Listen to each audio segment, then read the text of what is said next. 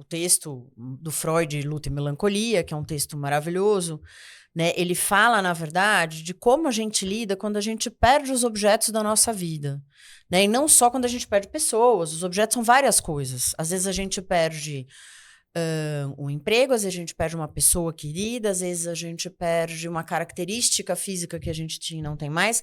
A gente conversou muito sobre isso no nosso episódio sobre Isso que eu ia falar, envelhecimento. na velhice a gente tratou Né? isso um pouco, Então, por isso, talvez a prevalência em idosos, porque eu acho que a velhice é um apanhado de lutos de várias formas, né? Então, eu acho que, assim, desde lutos objetais muito pequenos, chamados, qualificados como pequenos, até perdas muito grandes, né? Às vezes uma falência financeira, às vezes a perda de uma pessoa, pai, mãe, filho, enfim.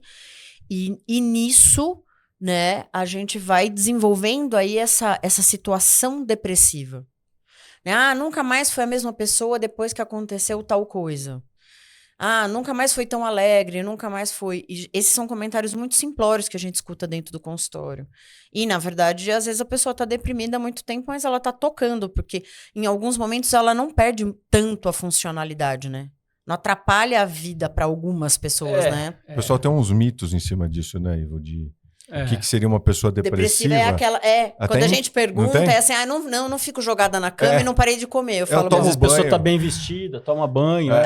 Inclusive, em empresa, às vezes você vê a pessoa ser mal vista, fala: olha, eu vi que eu tô diagnosticado, eu tô com depressão, mas o pessoal tá me vendo lá e fala: mas você tá bem? E o bem é anda, come, tem um certo bom humor ainda reservado em algum momento ali, mas pode ser perigoso, né? Porque na verdade os sintomas, se a gente for pegar e olhar para esses sintomas mais gerais, eles podem aparecer de formas diferentes, como vocês falaram. A irritabilidade também é uma possibilidade de alteração de humor na depressão, que o termo técnico é disforia, né? A disforia é esse humor mais irritadiço, mais impaciente, junto com tristeza, então vira uma constelação de sintomas. Mas como o sintoma vai aparecer, claro que diz respeito ao sujeito que está ali, né? Existem questões de personalidade, de temperamento, existem questões individuais que fazem com que o sintoma também apareça de uma forma para um, de uma forma para outro, que é o que você falou, né? Existem pessoas que podem estar deprimidas e conseguem minimamente tomar banho, se trocar, ir para o trabalho, mas estão se arrastando. Estão em sofrimento ali, sofrimento oculto para quem está do lado. Né? Não descrevem estados de angústia fortes o dia todo, assim, horas a fio. Né? Descrevem noites mal dormidas, estados assim que beiram um pouco o pânico, uma coisa meio, né, assim, sempre em alerta. Tem algumas sintomatologias que aparecem no consultório. Na verdade, essa característica, depressão junto com ansiedade, é a forma mais comum dela aparecer. Então, são sintomas mistos, né? A pessoa tem sintomas depressivos e, ao mesmo tempo, sintomas de ansiedade, preocupações, alerta, insônia, às vezes crises de ansiedade, crises de pânico e também um estado depressivo associado.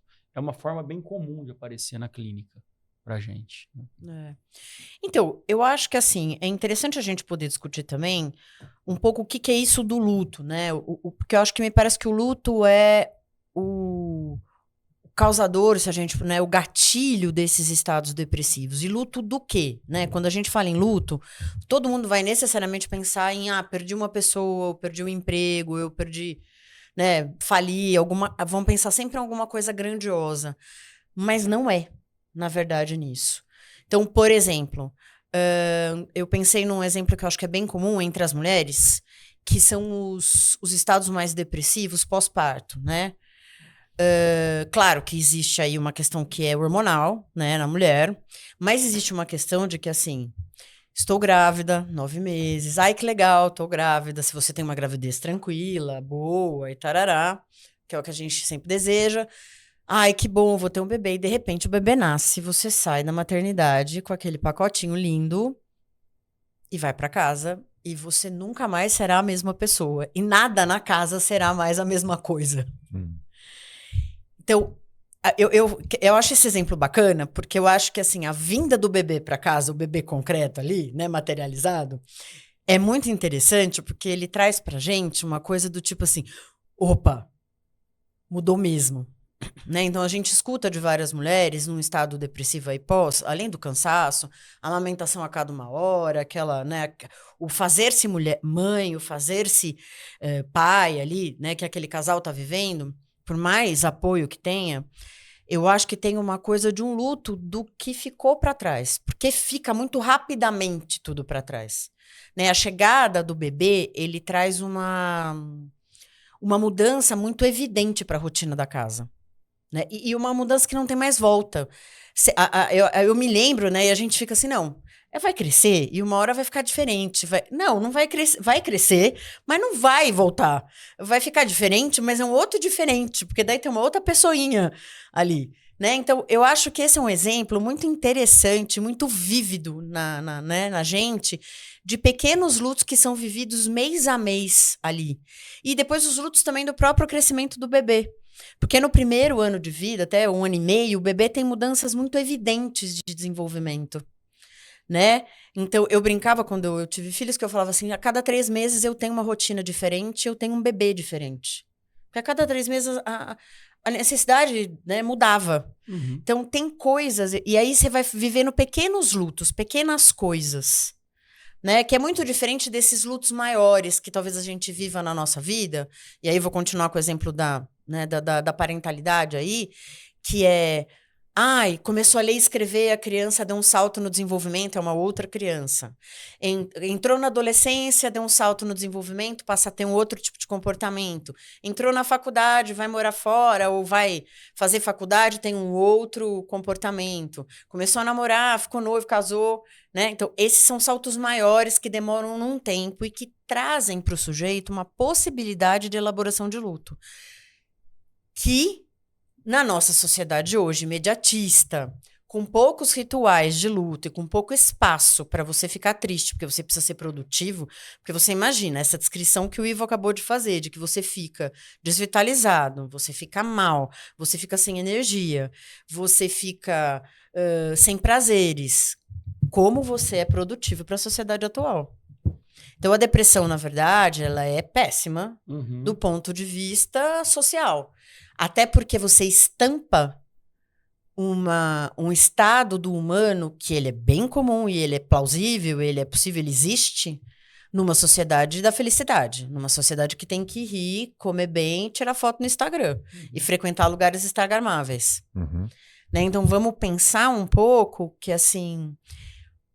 a depressão, na verdade, além de ser um sintoma psíquico, cerebral, químico possível, talvez, e aí o Ivo pode falar mais genético, e aí, né, a gente vai ver aí a prevalência nesse sentido, ele é um sintoma moderno da nossa sociedade moderna.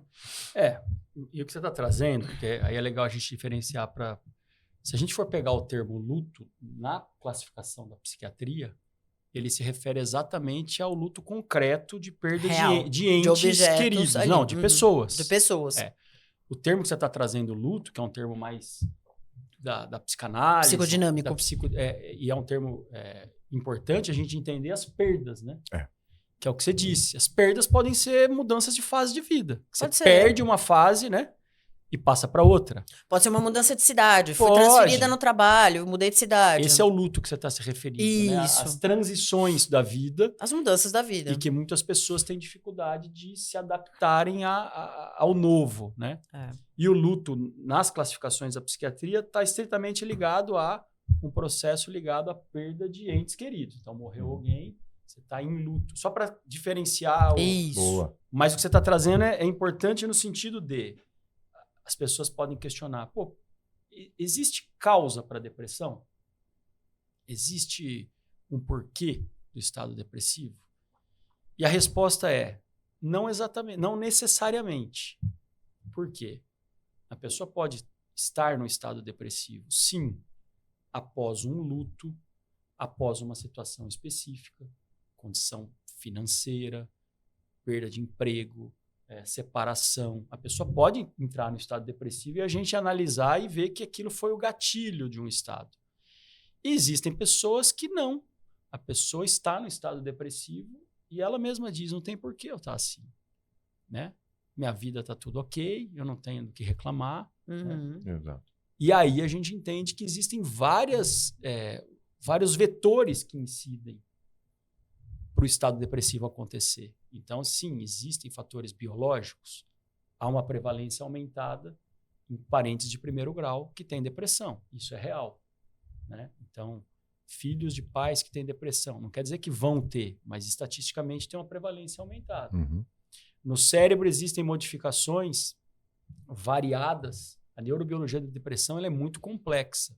Tanto é que a medicina está cada vez mais tentando desenvolver remédios com mecanismos de ação diferentes, que estão sendo descobertos agora. Né? Antes achava que era serotonina, dopamina, noradrenalina. Hoje se sabe que tem outros receptores que estão em jogo. Então tem uma complexidade aí, né, muito grande para a gente resumir numa coisa só. Exato. Né? Fala. Não, eu estava pensando aqui porque ela é um fenômeno humano complexo. Complexo. Muito complexo. E o que a psicologia coloca é interessante é o que os sintomas falam. Que daí ele puxa a psiquiatria e puxa a psicologia, né? Do que eles estão falando? Porque você falou, olha, tem muita gente que tem lutos diante da psiquiatria, mesmo da versão do Freud, dos textos. O luto e melancolia, a perda dos objetos, né? Exato. E os objetos podem ser várias coisas, né? Não são pessoas necessariamente. Exatamente. Só. Pelo menos umas 140 encarnações para tentar entender os dois juntos. A parte médica e o Freud, fora os outros. Tem o Jung, todas as linhas têm uma forma de entender. O que eu acho interessante trazer é como que esses sintomas eles vão poder ser compreendidos. Como que a gente puxa eles para poder trabalhar eles. E uma das coisas que você está falando do luto, não é só o luto... por exemplo, uma pessoa perdeu alguém. Você fala, tá bom, então esse é o motivo. E as pessoas que perderam e não tiveram? O que aconteceu? Então, isso é interessante, né? Sim, ou pelo menos não naquele momento. Sim. Então a depressão ela tem a ver com o luto direto, pode ter sim, mas tem muita gente que não. Então, mas é aí onde eu acho que... É um contraponto que a gente passa por uma coisa que... Passa por dois lugares, a meu ver, né? Passa pelo... Como a sociedade instrumentaliza os sujeitos para elaborarem lutos. E eu vou falar algo que eu falo para as pessoas dão risada. Quando eu falo isso, eu falo, a gente não pode ter velórios de 3 horas. Que são os velórios da pandemia para cá. Não pode. A gente tem que voltar a ter velórios longos. A gente tem que voltar a poder receber os amigos, a oferecer canja para a família, a fazer aquelas coisas que as nossas avós faziam. Aquele, né, ir lá rezar, ir lá receber o abraço dos amigos, e receber flores.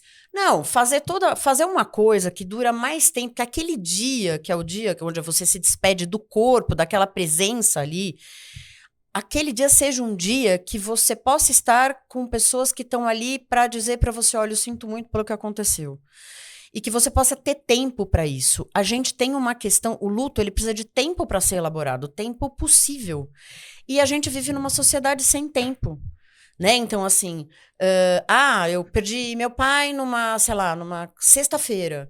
E como a gente não pode ficar triste, porque nós vivemos numa sociedade que é um pouco alérgica à tristeza, na segunda-feira você está trabalhando. Por mais que legalmente você tenha aí direito aos seus dias aí de atestado e coisas e tal. Mas eu acho que socialmente a gente foi perdendo cada vez mais espaços para a tristeza, porque a gente vive numa sociedade que busca incessantemente, loucamente, um estado constante de felicidade.